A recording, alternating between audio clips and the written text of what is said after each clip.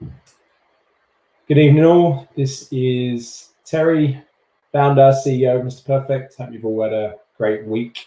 This is the Reconnection Hour, TRH, if I like to abbreviate it. What do we do at Mr. Perfect? I think you're all fairly aware of what we do. For the newbies, we bring men together at barbecues to create communities and connection for the betterment of mental health and to reduce isolation. That's what we do physically. We run them across Australia in almost 30 locations now. But online, we do a few live streams, and this is our regular Thursday night TRH Reconnection Hour. What we normally do is chat to health professionals or people doing good things in the world of connection and mental health and men's health. And tonight I've got a cracker of a guest, but I'll give you a quick update on the week that's been. Obviously, it's been an absolute crazy one for a lot of people with coronavirus, COVID-19. I'm sure we could talk about that for 10 hours non-stop, so we won't tonight, but I'm sure it might be a topic that comes up and its effects on mental health and connection shortly. The good news is that without physically being able to meet or trying to hold back on that as much as we can anyway to be safe, we are going to hold an online barbecue on Sunday the 29th.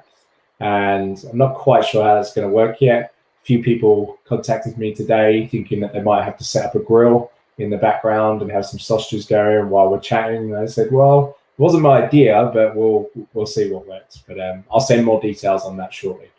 So with this carnage this week, there's been, obviously, it's caused a lot of isolation for people physically.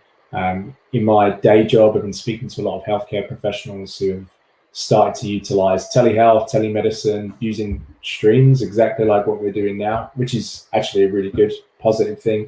And I just had a quick chat with our guest tonight about that as well, about how that works in psychology and counseling. But I'm keen to hear what Carl has been up to recently. And our guest tonight is Carl Nelms from Blokes Psychology. He's a psychologist himself, very prominent. Been around on the media. I even saw that he talked on ABC's The Drum, I believe, about men's mental health. So without further ado, I will bring Carl in now. Hey, Terry. Good evening. Thanks for having us. Good evening, mate. How are you? Very well. Very well. Interesting time to be chatting. Yeah, very interesting. I'm getting very used to this now, this video stuff. And so I just sort of obviously brought you in and mentioned a one-liner about yourself, but let us know about you and Blokes Psychology to kick us off. Yeah, so long story short, as I'm sure you said, I'm a psychologist. Blokes Psychology is pretty straightforward. We're a psychology mental health practice, in private practice in the Bayside and eastern suburbs of Melbourne. Basically a place for boys and men of all ages to get counselling and psychological support for a range of different issues. Amazing. And you said that's in Melbourne, right? Yeah, correct. Yeah, excellent. And I guess what made you get into counselling psychology? Oh, good question. Yeah. Wow, what made me get it? It was actually best mate's dad back in year 9. We were picking our electives, and he said, you have to pick psychology. He said, you have to pick psychology because whatever you do in life, the more you understand other people, the easier time you'll have professionally and personally. And from day one, absolutely loved it, kept studying it, wasn't sure if I wanted to go into research or as a therapist, and ended up trying my hat as a therapist counselor and absolutely loved it. So here I am. Amazing.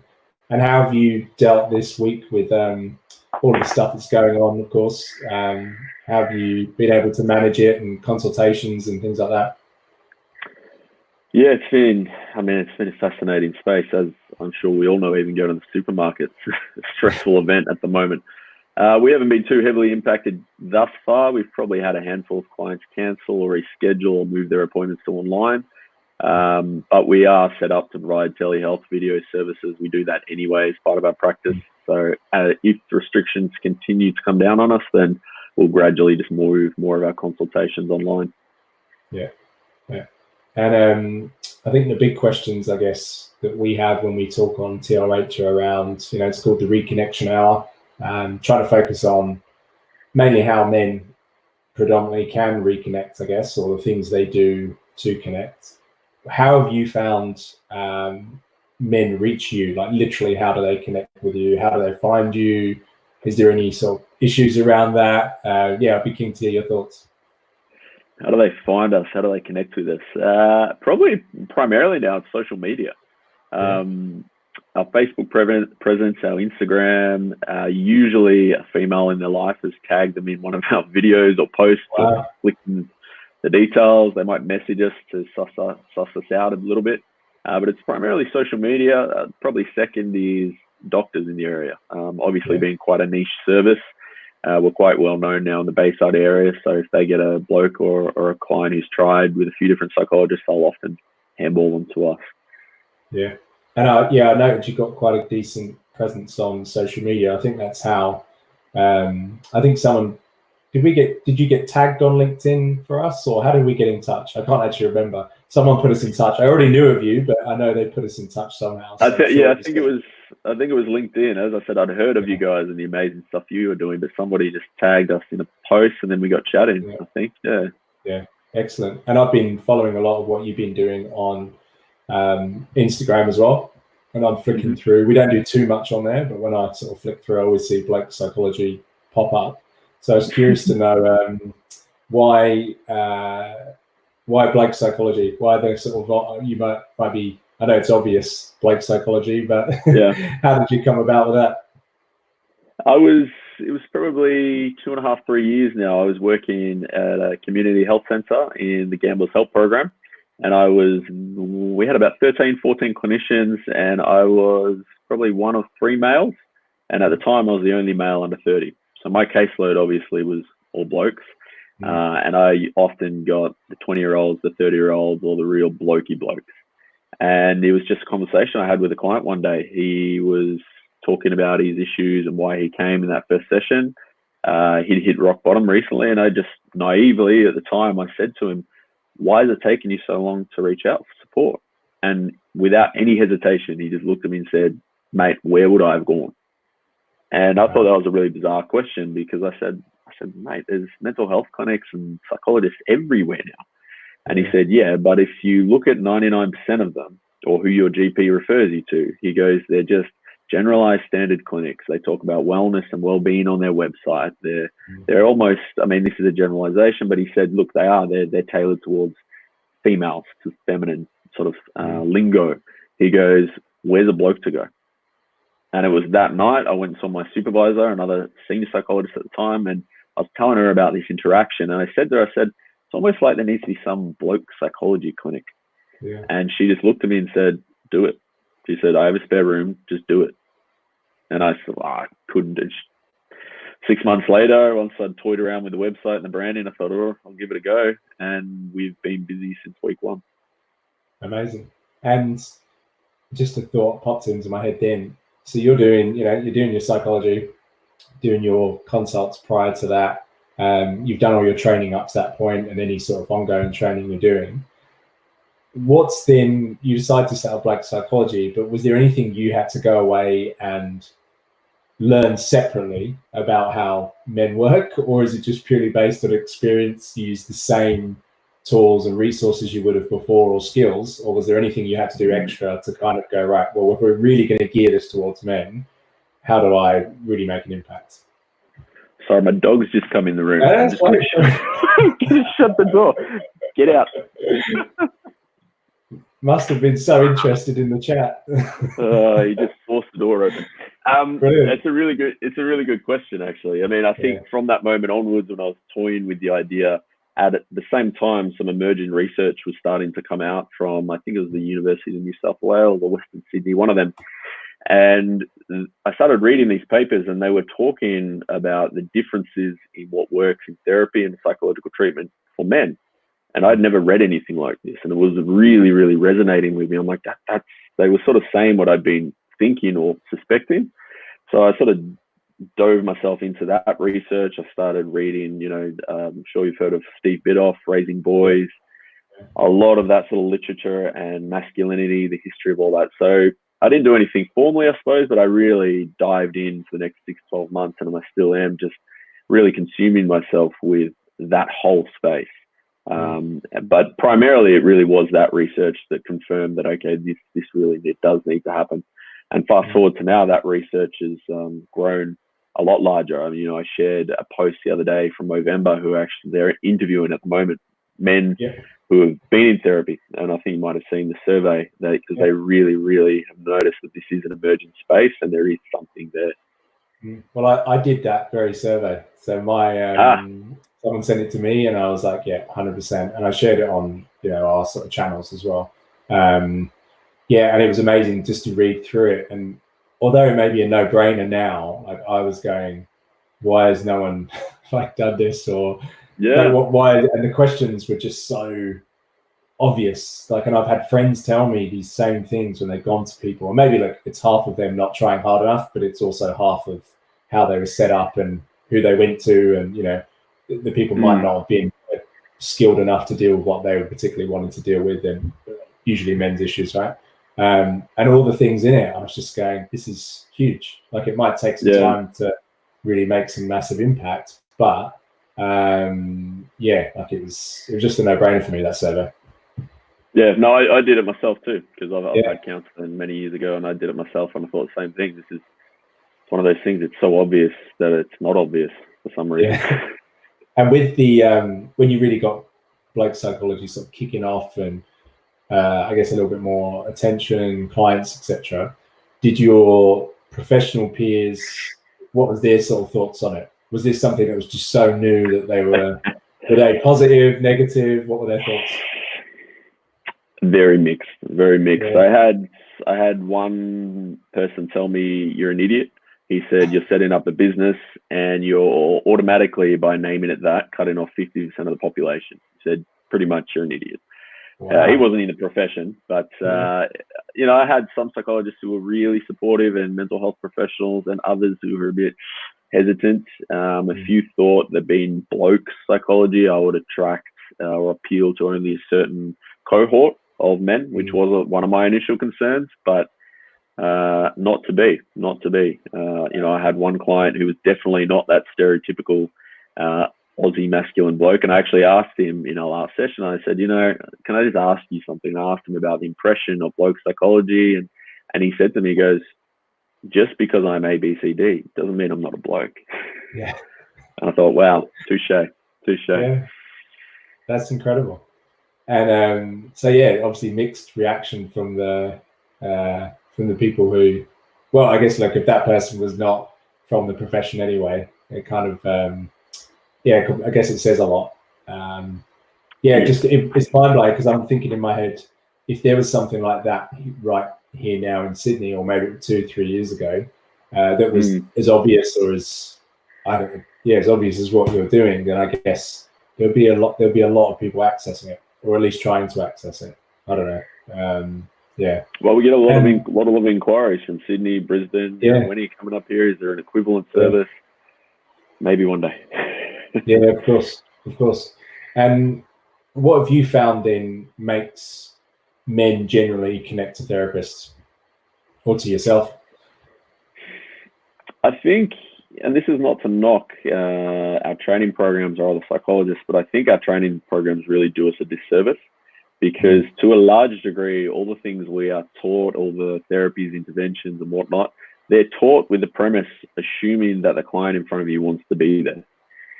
And I anecdotally now definitely believe that most blokes, even if they've made the appointment on their own volition, they don't want to be there.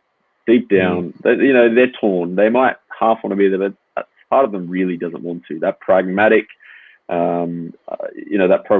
stoic rock within them that, we all have to a certain degree. They don't want to be paying another guy money to be vulnerable with them and say, hey, can you assist me with A, B, C, D?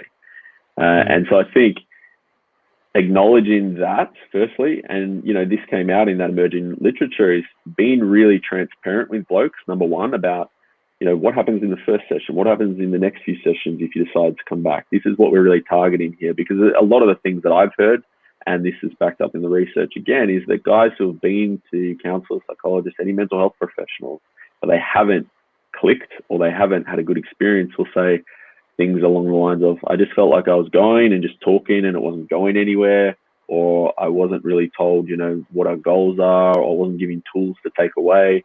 And for all we know, the psychologist might have had a, brilliant formulation, but for whatever reason, that bloke didn't understand it and wasn't conveyed to them.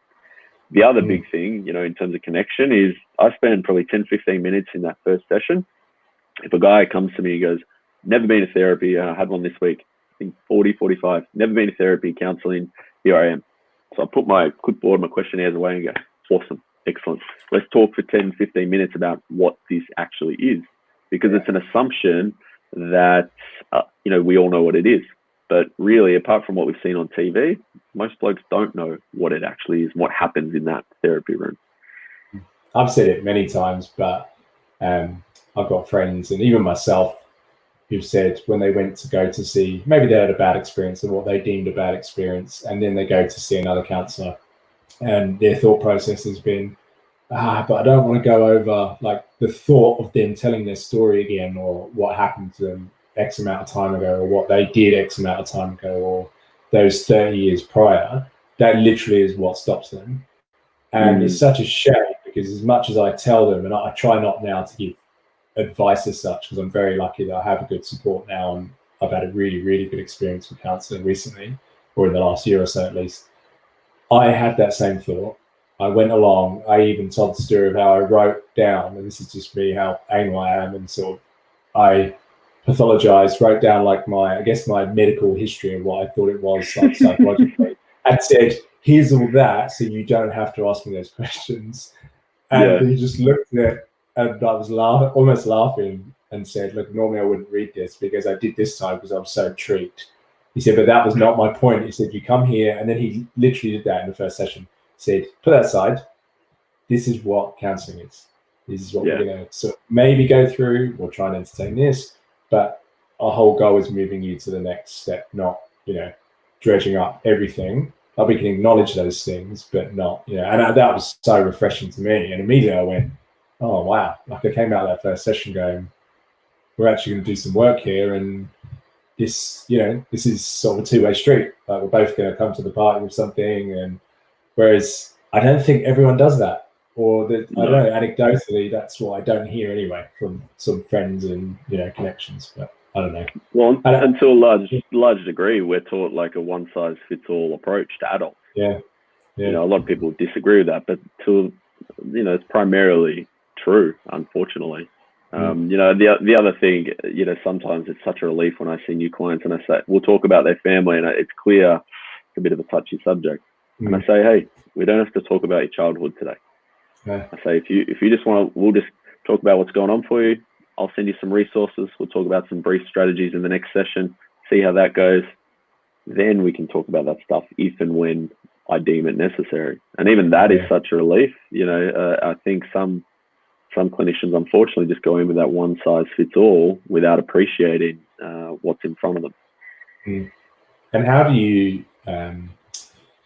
you said you send resources, which I think is incredible. Like it's such a simple thing that I think even doctors I deal with in my day job, I find that amazing that you would have a connection in between consults, right? Or what they deem now as, they call it, not preventative medicine, but it's almost more of a, you don't just go when you're sick. Like there is a process in between where you should communicate. And a lot of people don't have clinically, whether it's a doctor or a psychologist, I guess they have different thoughts on how that should work. How do you connect in between sessions then? Is it just sending the resources? Do you have sort of a, I don't know what the compliance around this is and what the legality of like, do you sort of text message sort of clients? How do you sort of keep that communication? It's probably different with every client. I'd say most clients I see, I'm very aware of the stats and the research around males are less likely to seek help, but they're also more likely to drop out.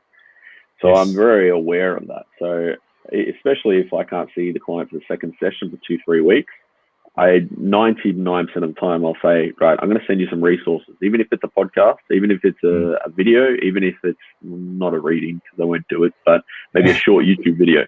I said, that's what I want you to watch or check out. and that's the first thing we're going to talk about when we come back. You know, that I apply to most clients. You know, some other clients, I always tell them, if you got any questions in the meantime, always email us. But just being aware that, you know, from a time management point of view, I try not to encourage it too much. But they've always got my email, for example. So, you know, I've got a few teenagers who, around exam time, I had one the other day, emailed me on a Sunday. Now, I don't set up the expectation that I will reply, because obviously, you know, that sets that precedent. But 9 times out of 10, I will. He said, yeah, I'm really struggling with this. And I said, I wrote back a few hours later, remember what we talked about in the last session. When that occurs, think about this, go and do this. Yeah, that's right. Okay. So, because I think that's really important, because that improves the chance that they're not going to drop off. Of course. That's amazing. And you mentioned podcasts. What sort of podcasts do you recommend? Any particular ones, or is it sort of, is it just depending on the person, I guess? And very dependent. I mean, I'm a huge fan of, I'm a podcast junkie, but I don't listen to one in particular podcast. There's no episodes.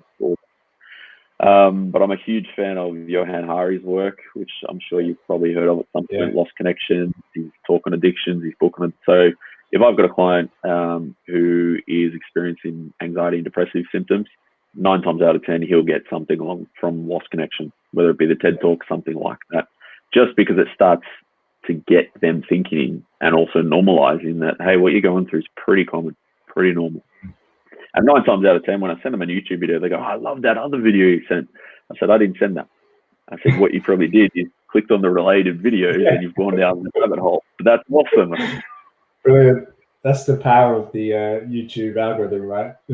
Oh, yes. Sit there for 40 minutes. Well, I was listening to a podcast, ironically, about this the other day, and they mentioned about the YouTube algorithm and how it's really good, that it suggests things that you might have just watched or interested in or have been interested in for whatever reason.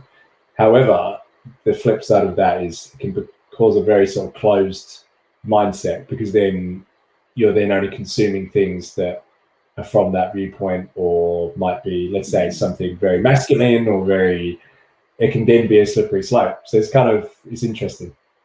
Becomes a bit of an echo chamber, doesn't it? Of course.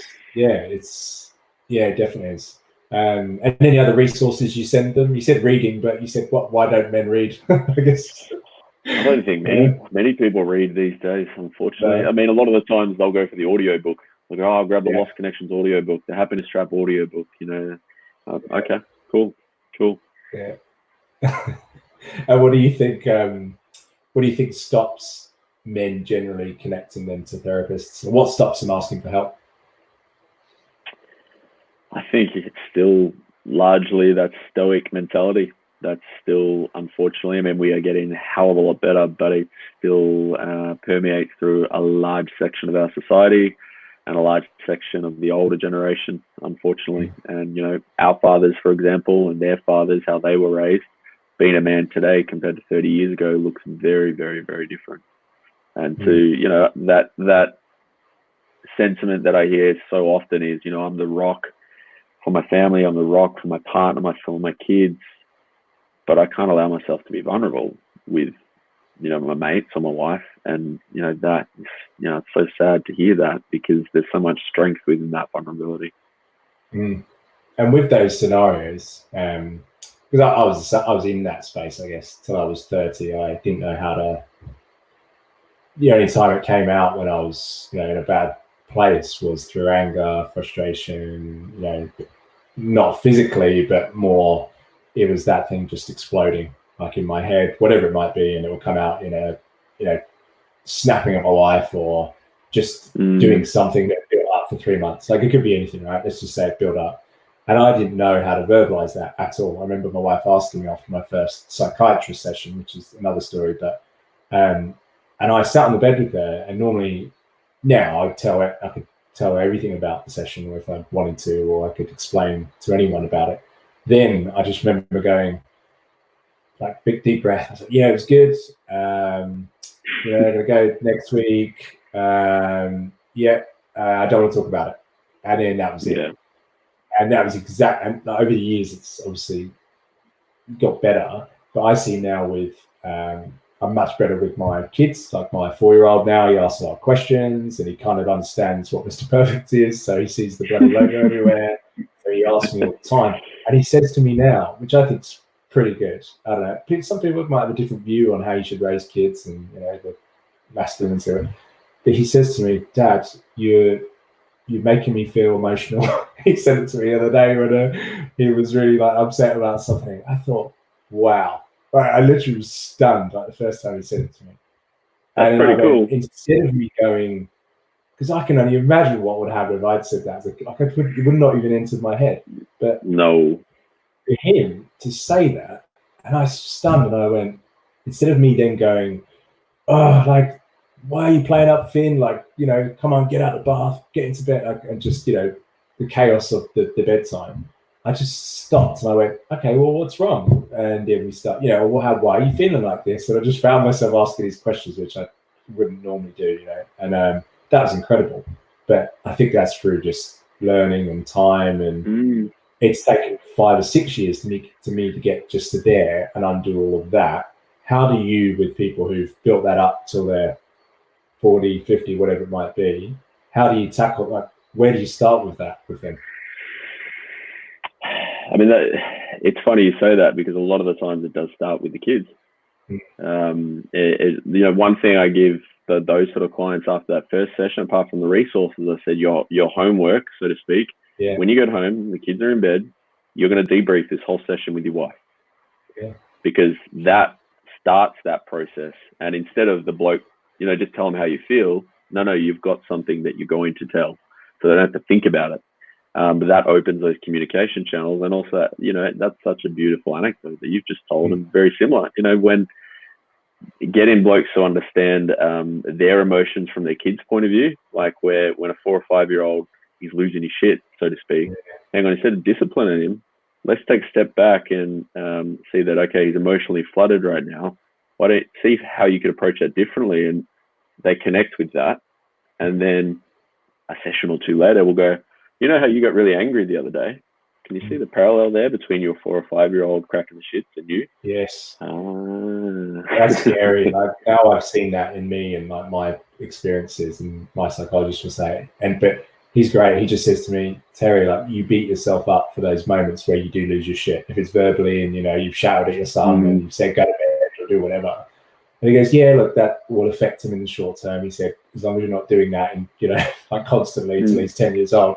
He said, but think about all the other stuff you did today that was, you got your kids up, you changed the nappy, like you got them ready for school, you put them in the car, you did all these things. And he said, and you're beating yourself up over that one thing where you lost it. And he said, look, it's not ideal, but that's something you work on. So now, like, I don't get it right every time, don't get me wrong, but at that time, it just, I went, took a deep breath, asked that question, and the tears stopped, like that tension stopped, everything. Like, you can't always do that, like, but it's a way to look at it, I think, you know. But think too, like how your son, like from how at an unconscious level he internalizes that. Yes. You know, if that's continued, of course it doesn't happen all the time, but if that's, you know, an option, in 20 years when he experiences emotion, his automatic response is not stuff it down like a beach ball underwater till it pops up.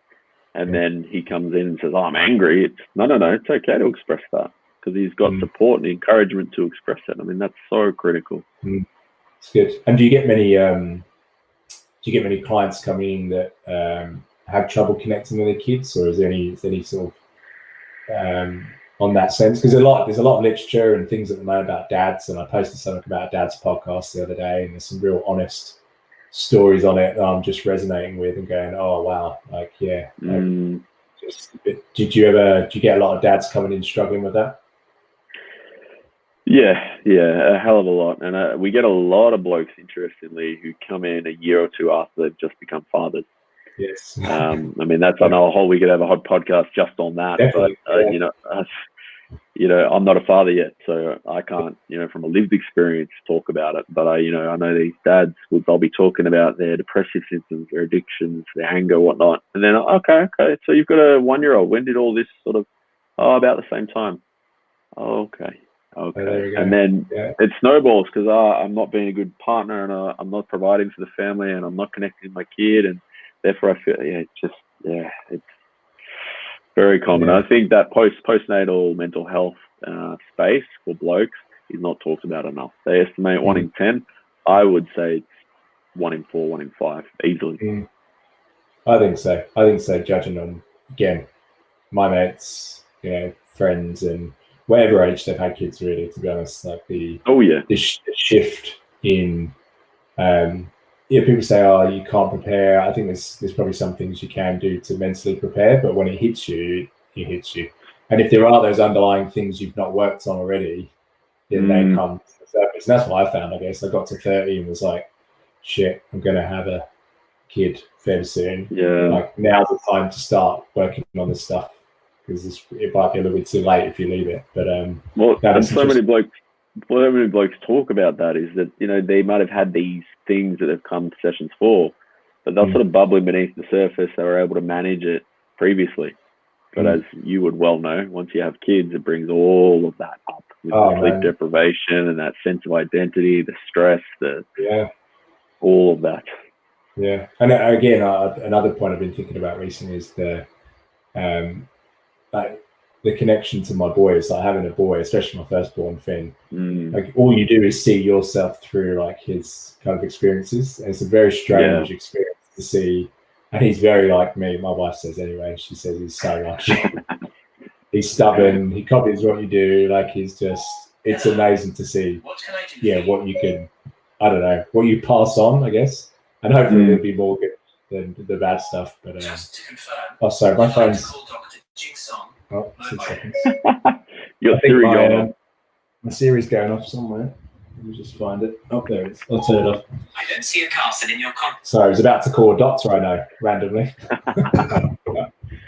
There we go. And what do you think? I was going to ask you about connection generally, but I think it's a bit generic. But I was going to say, what's your ideas then for men that come to you, or what do you think generally? What can you suggest to them if they come and say, look, I feel disconnected, or you sense they're disconnected? What's the practical things you suggest to them, or how do you suggest them to connect, not just to you, but like the outside world? It's so common. First step, I mean, unfortunately, too many blokes just don't have any mates anymore because of one reason or another. Usually they've neglected that part of their life. But even before looking at that is actually connecting with themselves, actually trying to figure out, you don't need to go to a therapist necessarily to figure that out, but just start. I mean, you got the internet at your fingertips, your sense of identity, who do you want to be in the world? What values matter to you? What are your morals? All of those things, because I think guys too often of all ages come and see us and they've just lost that sense of self, lost that sense of identity. And if they don't have that, they don't really have a rudder in terms of actually connecting with others, because they don't know who they are. Yeah. And then connecting with others or connecting with hobbies, it becomes mission impossible. So, I always caution that you really have to connect with yourself and get some sense of self first, and then start those practical things of actually putting yourself out there. But again, the biggest hurdle there is that vulnerability. Yeah, and that's a really good point. We had a chat with a guy who runs a thing called the 100 Coffee Project. I think it's called 100 Coffee Project. A couple of weeks ago, Chris, he's in Melbourne actually. I'll send you his details. He essentially was a bit of an extrovert, got to a certain age in his life where he thought everything was good, and then felt something wasn't up. Something wasn't right, and he started to feel a bit disconnected, a little bit depressed, despite the fact that in his job he's talking to a lot of people, meeting people, had friends, had everything, but never felt properly connected to them. And he said a similar thing. Like he just got to this point where the first thing he did, and I don't know if he was suggested to do this, it wasn't just go and join another club, go and join another football thing, go and do this. It was, he just went over a coffee. Someone said, "What are your values then?" And he said, never been asked it. And I think I've been asked once my whole life. He'd never been asked it, and he went, "Oh," like it completely stumped him. And then he just went away from that coffee, wrote them down. And he said from that day, it was just like this weird sensation of, well, if my job's not aligning with that, there's no wonder I don't feel connected. Like he wrote down these, 3 or 4 or 5 true values. And he said, well, if this is not connected to that, well, that's not value. So he just went on this project to do 100 coffees in 100 days with different, like with people he didn't know, and set up these coffees and just have chats. So it was absolutely incredible. And he said the connection, obviously, he got out of that was big. He said it all started with his values. Is that something you suggest to guys to go away with? Do you say go away and think about that? Or? Definitely. I mean, that's an activity I had a client today, this morning, that we did an activity based on values. And I love it because too often blokes think about, they know their mission statement of the values of the organization they work for, or even the small business they run. But when you say, what are yours, it's really confronting. But then actually asking that question, there's a really, for those who are interested in ACT and the happiness trap, there's a bullseye. And we actually get guys to actually say, okay, well, now you've figured out your values. Where are you in each domain in your life? Are you in terms of living in line with those values? I've never had a client ever who is close to the center on more than 2 domains. And I think that says a hell of a lot. Yeah. And I guess it's quite confronting to do that. And I guess some people would stop at that point, and that's maybe why. Like maybe it is a bit too close to home to be asked those things and to be challenged on them. Yeah. Perhaps. Well, you don't whip that out in the first session for sure. Yeah. Well, I think the one thing I've been thinking about a fair bit, maybe when I was in a bit more of I call it a crisis mode. Mine's a bit complex when my challenges come up, but when they used to, or when it was repressed and when I didn't do anything about it, I blamed the rest of the world internally. Like it wasn't my thing. It was this that happened to me then. It was, the girlfriend that dumped me. It was this, blah, blah, blah, blah. And that I came up with all these things, right? It was, I had zero accountability for my own actions. And I think is that something you come up against, or how do you approach that with someone if you've been confronted with a scenario like that? Because it wasn't so blunt with me. Like the psychologist or my psychiatrist didn't really challenge me on it. It took me to challenge me on it before I then went, oh dear, like 90% of this is me. Like there are bits that I can't, 90% of this is starting with me, and how do I work that back? How do you find that conversation with people? Or do you have it? Or maybe I'm pretty sure you probably do, but... We definitely have it, but I suppose it comes back to, what we call in the clinical world of that therapeutic alliance, or, that click with the therapist or psychologist. We know that is the most important thing, regardless of experience, regardless of what therapy people are using. That therapeutic alliance is the most important thing. So once we feel that's quite strong, the trust is there, we might have talked about some areas of vulnerability for that bloke, generally then we can challenge them on that because we feel, I suppose, safe enough that we're not going to scare him off. But it's really common, because if you think about that, if not as just as a bloke, but as a human, if you admit that, hang on, you are accountable for a lot of the stuff that's going wrong, that evokes a hell of a lot of anxiety within you. So, it is that automatic protective mechanism, isn't it? Yeah. And I just putting up a comment on the screen there from Gary, who's one of our barbecue hosts, and I've had chats with him outside of what we do with Mr. Perfect and what we do. And he's a great example. He says to me, I didn't really have any friends that became the real me, and now he's developing those friendships.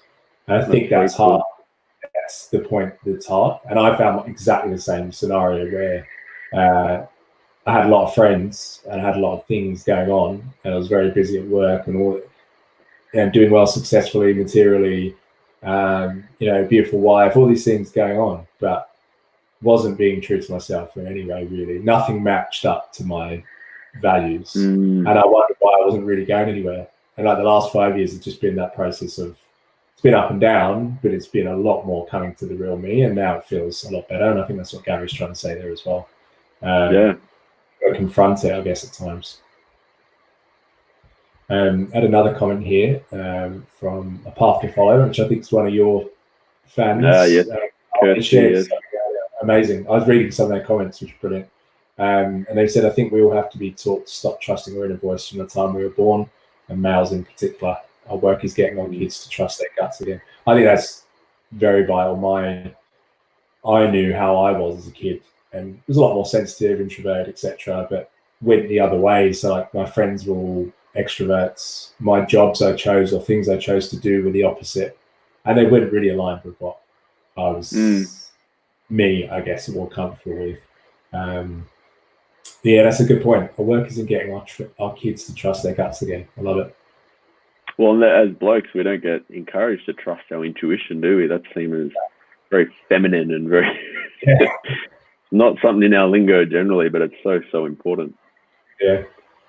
And what other, I guess, challenges do you think at the moment do you see the most in men and connection? What do you say sort of the top 3 things at the moment that men might be struggling with or are starting to come to terms with connection? What are you seeing, and how are you addressing it? Top 3. I think the first one would have to be just exactly what we talked about, like the comments said, figuring out who I am, that sense of self. I mean, that's a huge one. The next step then is, if you do have a sense of self, it's okay, well, where do I actually go? If you don't have any meaningful relationships and you're in your 30s or 40s or even 50s or 60s, where do I actually go to try and develop those or put myself out there? Because again, that's a huge thing. That goes against everything that we are, from an evolutionary perspective, wired towards. We wouldn't go out into the wild, so to speak, on our own to be vulnerable, just to try and connect with others. So that takes a hell of a lot of work. But usually, if a bloke's figured out, that sense of self, and not figured it out, but got some sense of self and their values, their identity, what they really enjoy in life. I had a bloke a few weeks ago, and he said, I went and tried, I think it was canoeing or something along those. I joined a club, a trial. And so it was the hobby that he enjoyed from a childhood that he thought, I'll go try that. And now he's met people through that. That's amazing. And I think there's something still so true with blokes and males overall, that it's we socialize still by doing, don't we? So you need to find something that's doing, and then we can open up while they're next to us. Yeah, it's true. It's the activities, I guess. My psychologist said it to me when I went to him, like, proudly, and said, okay, I let all these things slip, but recently I've got back to football, joined a new football club, exercise, doing this, doing it. And he said, no, like, stopped me halfway through, which is great. Like, it was very blunt. They're just activities, because it's great that you're doing them he said, but you do them anyway. Like, you're comfortable doing them anyway. He said, the fact that you're just doing them over and over again is not really working on the hard stuff. So that was an interesting conversation. It just made me go away and go, yeah. And that was me again, not really being true to myself, thinking if I just kept like a routine, I would connect more. But obviously not. And that's so common. That's so common too. Blokes will come and they go, I've got my self-care routine. I go to the gym and I do this and I spend time in nature and I hang out with the mates at the pub. And you go, okay, but where's your meaningful relationships there? Oh, well, we've got no, but where's the actual deep, like, friendships that you could, if you need to, speak about some actual real stuff? That's sadly where too many blokes fall short. Yeah, and I guess hence what we found with the barbecues. I've said it before, but it wasn't rooted in any science or anything. It was just that over a barbecue, it felt, I don't know, welcoming, comfortable, not confronting, and I think that's why it works as a I don't know, a platform. And I remember when I'm telling my story over the barbecue when I did the first Sydney one, and I felt natural doing it. You're not staring someone deep in the eye and having that one-to-one. They're just listening. They're kind of taking it on board. You can see their brain ticking away, and then later on they might then tell you a little bit about them while you're cooking, or someone would offer to come onto the barbecue and cook, and in that way you then get chatting, and it's just a vehicle for it. Like, we're obviously not very good at just going straight into it, so it seems to work. But what do you? Great icebreaker. Yeah, exactly. And I guess as an Aussie, your sort of cultural experience of barbecues, why do you think they work well? Or do you think they work well, firstly? And two, why do you think the barbecue works well as a platform? I reckon you'd probably be able to answer this more than I would. I think they clearly work. I mean, given how successful you guys have been, but I think it's that icebreaker. Whether it's a barbecue that I brought these snags, or these are the steaks that I marinated yesterday. It's the same premise as going to the men's shed. It's the same premise as going to martial arts and talking about different techniques, different moves. Going to the soccer club, it's that icebreaker. From an evolutionary perspective, it makes everybody feel safe enough. So then we can allow you the foundations for other conversations and take that elsewhere. No, I like how you put that. It does the foundations of it, which then allows the connection to happen. I guess what I was getting at was, is there anything in that you link in your sort of learnings in psychology that suggests gatherings or any form of something like that about connection? Well, I think, the barbecue, if you look from it's the one cultural thing we have in white Australia, unfortunately. Years ago, I had an Indian friend, and she said to me, I've been to a lot of these Australian gatherings or special events. Do they ever not involve barbecues or beer? But I think it actually gets back to that. It's that sense of community, isn't it? Which in today's society, we're becoming so more individualistic and independent and isolated. So it goes back to that sense of community, which is tribally still very innately within all of us, men and women, I feel. No, absolutely. And again, I was saying it wasn't rooted in any science, but people say sometimes, is it just a barbecue? Like, how does that, and we've only learned now, 4 years down the track, what it can mean or what it can open up. And being able to do that as a lean kind of thing, and a lean model to some of the stories we get now about connection are just amazing. And people who have been isolated for 6 months and haven't go out of the house, they come to a barbecue and chat. And some don't even say anything. I guess it's the same with the therapy sessions, right? The first few, or some of them, probably going to be they might not necessarily blur everything out in the first one. Might take some time to get that trust. But once they're in and they feel connected, then I guess they can start a bit of journeying. Well, it's that sense of belonging too, isn't it? That bloke has been isolated for 6 months. Now he's got that sense of belonging that I'm in the Mr. Perfect barbecue club. They're expecting me to be there. And Ben just made a comment there. Ben Watson, who's one of our barbecue hosts, he big football fan, soccer fan. I chatted to him before about it, and he says himself about joining a football club takes half a season before he feels comfortable, connects with everyone. But and he just says there, look, it does take much longer to do it, longer than women generally, which is a very good point. Definitely. But look, I loved all those answers around connection. So vital for our community and following to hear that, and especially from yourself, who sees it day in, day out, the things that people are challenged by. It's incredible. What would you say then, if you had sort of one key piece of wisdom or to leave our viewers with, which are mainly men, of course, what would it be? I think now more than ever, especially given what's going on with social isolation and whatnot, is just put your mental health on the agenda. Whatever that looks like for you, just put it on the agenda. It might not be going to therapy, but just put it on the agenda. Have a self-care plan. Are you doing daily, weekly? Are you doing the things that are good for you mentally, that energize you, that maintain your mental health? Mental health is not binary. It's not, I'm in a good mental health space, or I'm in a bad one, as you would true know. It's a continuum. It's an up and down. But I encourage all blokes, after we finish sessions, that last session is going, what is your self-care plan going forward? What are the things you need to do 80-90% of the time to stay in the best possible mental health space you can? And a lot of that centers around social connection, but also what are the things I don't want to do? Usually alcohol, drugs, those sort of excessive things. But just put it on the agenda, make it a priority. Good. No, look, I think that sums up nicely. Put it on the agenda. It just got me thinking a lot. When you're saying it, I'm such a hypocrite sometimes. you tell everyone to do all these things, and it got me thinking a lot about what you should be doing, especially right now while we are isolated in some senses, and remain connected. And it's probably a good time to think about more deeply about that as well. Definitely. What's really working? We're all going to have some time to think, I think, over the next few weeks.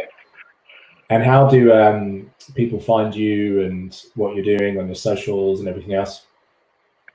Just Blokes Psychology, Facebook, Instagram, blokespsychology.com on the website, and I think we're on LinkedIn too. But you'll find us. Not hard to find us. Excellent. No, look, I really appreciate this, Carl. Absolutely amazing. Glad we got you on, and I think we'll definitely have to do this again at some point. I think we're probably there's a lot of subtopics that spawned off that chat, which we could definitely cover a show with. So I really appreciate it, mate. And we will chat to you soon. I'll keep up the good work, and I think myself and the team will try and get down to a Melbourne barbecue in the coming months. When they're back on. Please do. We've got a few, and we're going to have a couple more added soon as well. No, excellent.